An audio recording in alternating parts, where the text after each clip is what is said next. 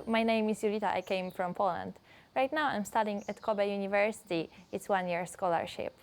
As I came to Japan, I became a real fan of hot springs, and I've noticed some differences between Polish ones and Japanese hot springs. So I would like to talk a little bit about those differences.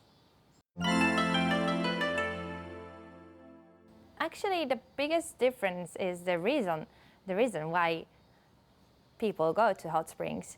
First of all, in Poland, the main reason is healing, to cure the illness. And in Japan, the main reason is relaxation. So what I like the most is the design of interiors. They are really designed for you to enjoy the nature and to relax. A lot of wooden parts are used, the rocks. If you're in that big bathhouse, it's really like you're in a different world. Thanks to those designs, everything is matched, so it's really nice when you enter. What I really like about Japanese hot springs is so-called rotenburo in Japanese, and it is open air bath. So while you enter the hot spring, you can enjoy the nature, like you can hear the birds and you can feel the wind blowing on your skin, and it's really nice comparing to the hot water you're just entering. You can enjoy the differences between the seasons of the year because, for example, during the winter you have snow lying around and it's really cold outside, and you enter the hot spring, your body is getting really hot. During the autumn you can see the momiji, which means the red leaves, and it's so nice. You can enjoy everything.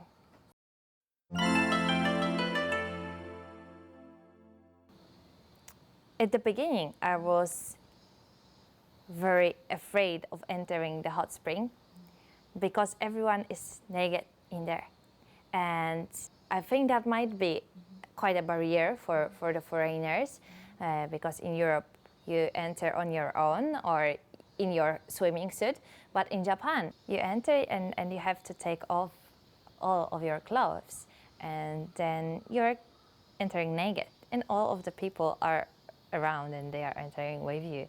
Of course, male and female part is separate. I was quite a little bit shocked at the beginning, but then you are just trying not to think about it. It was a place where the community was created.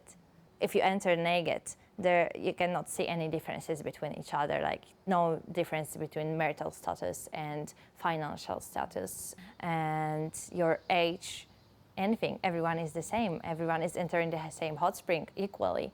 I can also remember one story when I entered the hot springs and I saw 3 women, like a little girl, her mother and her grandmother, and the young lady first helped her daughter to take a shower and washed her hair, for example, and later on she helped her own mother, to take a shower because she was so old she couldn't do it on her own. And that was really beautiful scene that made me realize that we are all the same, and taking off all the barriers and reminding people that. Once I had a possibility to stay in a ryokan, which is a traditional Japanese hotel, and then I really realized the way of enjoying the hot spring with all of its facilities. Like, it has its own bath as well. It has its own restaurant. You enjoy it as a set.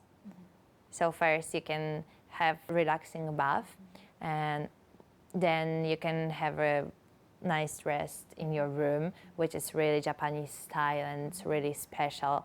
You can enjoy like amazing supper. It's something you can eat only in that special place. The arrangement of the food is always adjusted to the year of the season, which is really interesting. So you do not only enjoy the year of the season when you're taking the bath, but also when you have your supper or your breakfast.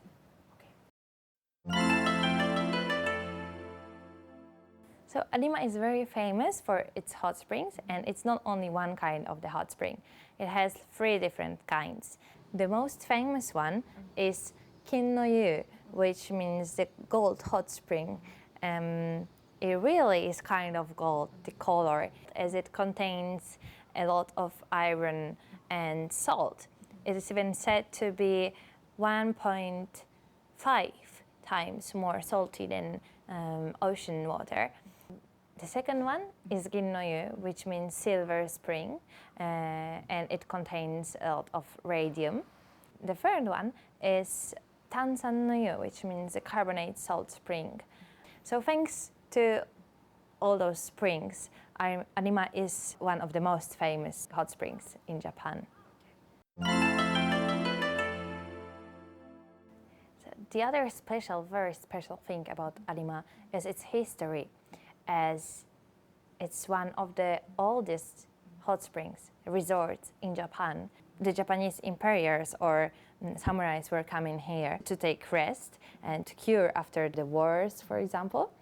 And as they were coming, they were building not only the shrines and temples, but also, let's say, villas, just place to relax. And so you've got really beautiful places in here. Still, when you walk along the streets of Arima, you can feel like in the movie. So you can feel that historical atmosphere.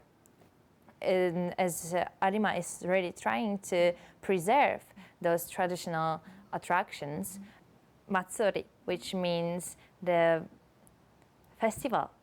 There are some games, and you can also enjoy the dance of Geiko, and you can also join the dance. So if you consider all those differences, the hot spring is something you can really enjoy, you can take part in it. It's like really tasting the culture. And the deeper you get into that culture, the deeper you try to communicate with people, the more you understand. Japan is not only about Kyoto and the shrines, temples, or castles, which you can actually only see from the outside. It's something you can really enter, you can take part in it. Like, you can wear the yukata and really get to know, be part of it, of the culture.